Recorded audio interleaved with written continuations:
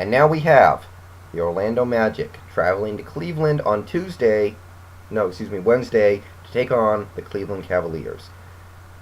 Cleveland swept in the second round. The Magic went to 7. So we know who's a little better rested right now. But that's probably not going to decide this series. I mean, I don't really buy into the whole rust thing. People are, concerned about Cleveland being rusty because they had to wait for so long. I'm not really into that. I think that home crowd will be able to get it up for this game. So let's look over some matchups. Rafer Alston versus Mo Williams at the point guard. It's kind of interesting because both these teams, in some ways, they're very much similar. They have a lot of shooters built around one player. The Magic have built a bunch of shooters to go around Dwight Howard. Dwight Howard draws double teams down low, he kicks it out, you get open jump shooters who hit threes and jumpers, That was the plan. And, Howard's not the best passer in the world, but it works. They won a lot of games and they're in, the conference finals. The Cavs did the same thing. They assembled a bunch of shooters around LeBron James who would use his amazing passing skills and ability to draw double teams to get other players wide open shots, and they would make them. So that's how we got here. So, Alston versus Williams. I don't know what to think about Rafer Alston right now. He's up, he's down. He was bad in the Boston series, but he came around at the end and ended up having a great Game 7. So, I don't know. I mean, to me, I think Mo Williams is a better shooter. I think Alston's a better playmaker in terms of, making plays for the other guys on your team, but I don't think Alston's a great playmaker either. I kind of just like Mo Williams to spot up and shoot and hit jumpers with a surprising amount of reliability. So, I don't know. I think that could be kind of a standstill.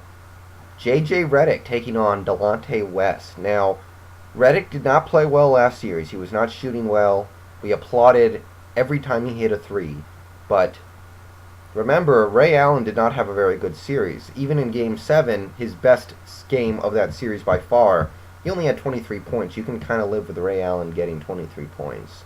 So, Redick, I don't know if it's Redick or if it's just luck, but maybe there's something going on there. Maybe Redick is actually playing good defense against the guys he's matched up against. I don't know.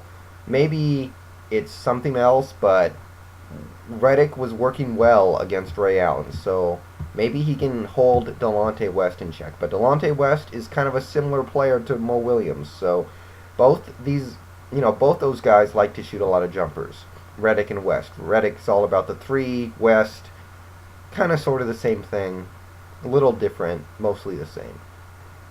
Turkoglu versus LeBron James. Now, Turkoglu's been crazy up and down all postseason. I don't know what to expect from him right now. He's hit 2 big threes in this series. In this postseason, he's had some big games, but he's been awful at other points. But it's LeBron James. I wouldn't be surprised if LeBron James went over to guard Rashard Lewis, because Rashard Lewis is more of a offensive threat. This postseason, he's averaging 20 points a game. So, if it's Turkoglu on James, I expect James to pretty much manhandle whoever it is he happens to guard, Turkoglu or Lewis. As long as he doesn't get matched up constantly on Dwight Howard, it should be good. But, obviously Orlando has nobody who can guard LeBron James individually. Maybe their team defense. Maybe you can get Dwight Howard clogging the lane with... Well, that's the thing. The Orlando Magic have Dwight Howard, and, he's a great defensive center, great at clogging the lane, but their power forward is a perimeter player, and so is their shooting forward. So they can't just clog the lane. It's just that one guy. And maybe James can exploit that because, he's excellent at getting to the hoop. So, I expect James to dominate whatever matchups he happens to get in this series. If it is Turkoglu, it's Turkoglu. Varejao versus Rashard Lewis. This is where things get dicey. I think Lewis is a great matchup against Anthony Varejao. Varejao is a nitty-gritty type of player who likes to get in, scrum for rebounds, he likes to flop, get easy points. I had to throw in the flopping thing because he flops. But Lewis likes to hit jumpers, hit threes, and score. I think it's a bad matchup. You're asking Verajao to defend a guy out on the perimeter. So maybe they change it up, put James on Lewis. I don't really like Verajao against Turkoglu either. I don't think Verajao's the kind of player who I trust to play against Turkoglu or Lewis. So this is a problem for Cleveland. Another problem, Dwight Howard versus Ilgauskas. Now, if you just ignore the fact that obviously Dwight Howard's a far superior player to Ilgauskas, here's the thing. Ilgauskas is built a little bit like Yao Ming. He's obviously not as good as Yao Ming either, which is another concern, but Howard, he's built like a monster, like a truck. So I'm just worried about him being able to physically dominate this matchup with Ilgauskas, who's more of a jump shooter, who, it's going to be hard for Howard to defend Ilgauskas because he doesn't usually come out on the perimeter to guard people. So really this matchup goes both ways, but I think Howard has the opportunity to completely dominate Ilgauskas, drop 30 points if he wants to.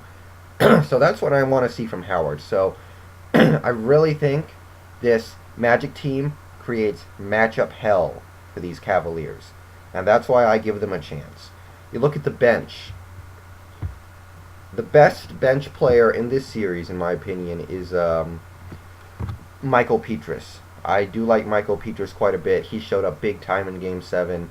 He hits threes, he scores, he gets the job done out there. I like Petrus. I would not be against him starting, but it's good to have a guy like that off the bench. But Cleveland is far deeper when you look at the guys they can bring off the bench. You have Daniel Gibson. I know he's not awesome, but he is a capable jump shooter. You have, Ben Wallace. Not a great player again, but he's a veteran of the playoffs. He's a good defender, good rebounder, capable player certainly. They have a lot of players who, they're not great. Don't get me wrong. By no means are a lot of these players great, but they get the job done. And I like a lot of them. Wally. It's not my favorite thing in the world to see Sizer back out there on the court, but he can hit jumpers. Joe Smith is another guy they like to bring off the bench, and he's been up and down this postseason, but occasionally he dumps in some points, gets some rebounds.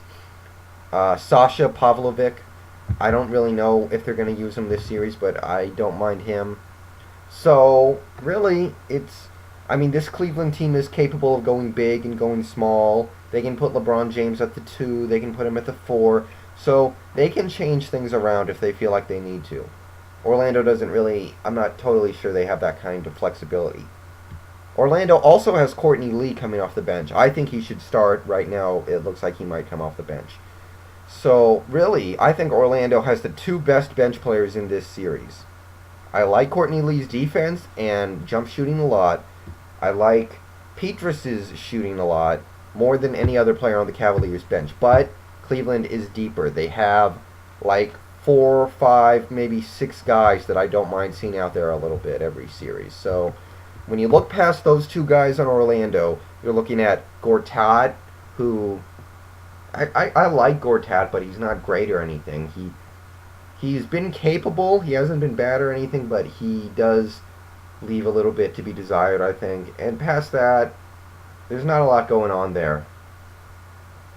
Anthony Johnson, every once in a while he shows up, but I'm not a fan of Anthony Johnson for the most part.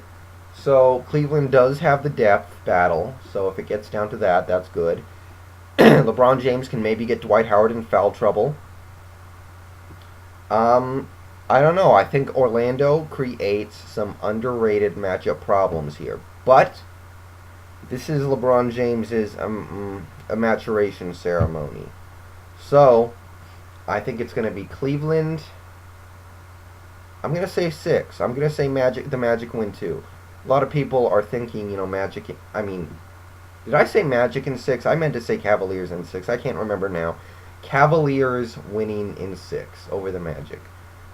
A lot of people are saying Cleveland in 5. I'm going to give the Magic a little more respect than that. X factor in this series, I'm going to say probably Howard. No. I'm going to say it's Turkoglu. He has to maybe defend LeBron and play well offensively. So Cleveland in 6, I'm done.